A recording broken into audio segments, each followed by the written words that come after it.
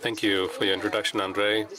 Indeed, at our master's degree program, we try to cross these two disciplinary approaches, the technical and the humanitarian. But today, I'm going to be talking about the ethical approaches and the codification thereof, together with my colleagues from the Department of Digital Economy and Artificial Intelligence. We developed a presentation on how this can be done in day-to-day practice. As part of our study, we realized that we have more than 80 documents and foreign studies where they have expressed a lot of concerns about the 12 points that are shown on this slide: transparency, fairness, justice, no harm, responsibility, personal life, well-being, of course, reliability of systems, and etc.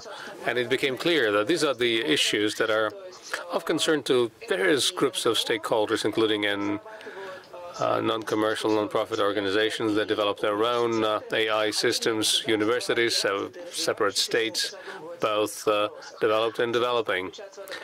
The business community is also becoming to be actively involved in this.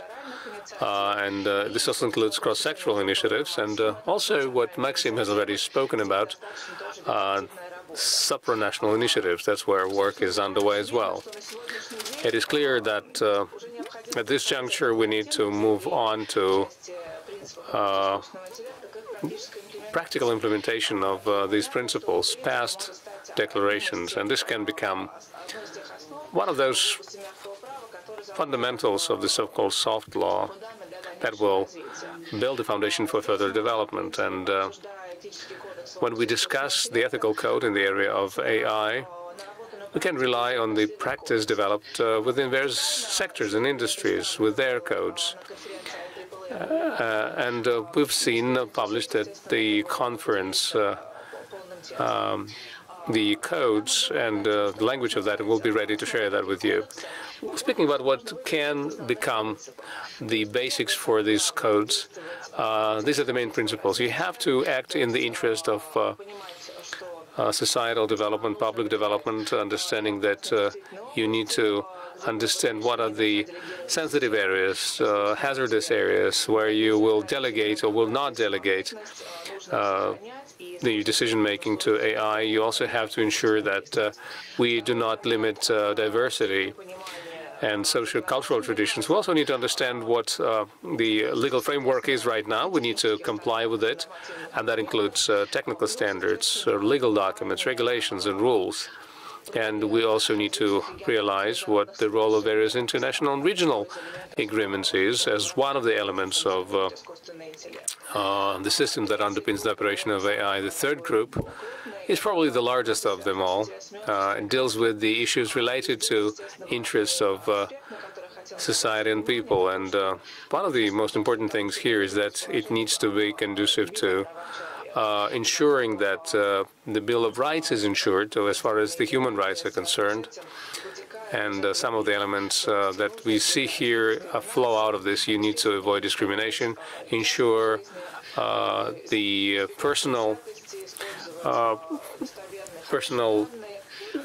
life and personal interest protected. You cannot delegate the interest to the system of or rather decision-making to AI, and I'm ready to debate here with Mr. Shkumarov, because I think liability should be borne here by humans, not by the system, by the AI.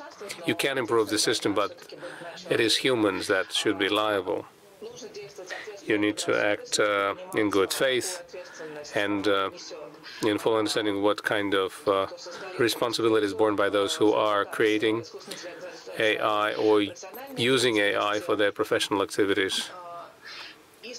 And you need to try and avoid making subjective judgments when you are trying to evaluate the effectiveness and performance of the system to fully comply with the good faith principle. In item number 5, it is important to be able to show professionalism and acumen and competence, and follow the practices that are adopted by the professionals in that sphere, and do that throughout the entire life cycle, which is another important point.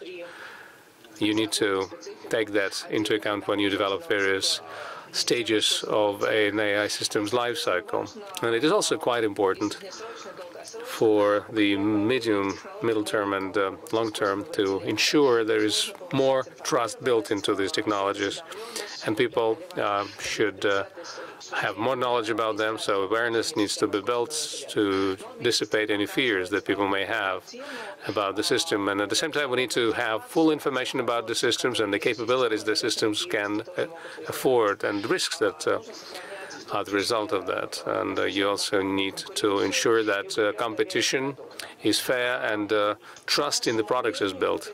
We believe that these are the main points of a code of ethics that can be applicable to various specific sectors of the economy. And you can also develop this for various agreements in the area of artificial intelligence. You could also use them broader in cross-sectoral applications whenever this is associated with the use of digital technologies. And you can also allow business communities to use that for implementing their sectoral products. And when they develop strategic alliances, that completes all I had to say. I'd like to thank you for your attention, and I'll wrap up here. And if you have questions, please let me know. I'll be happy to discuss this issue in greater detail.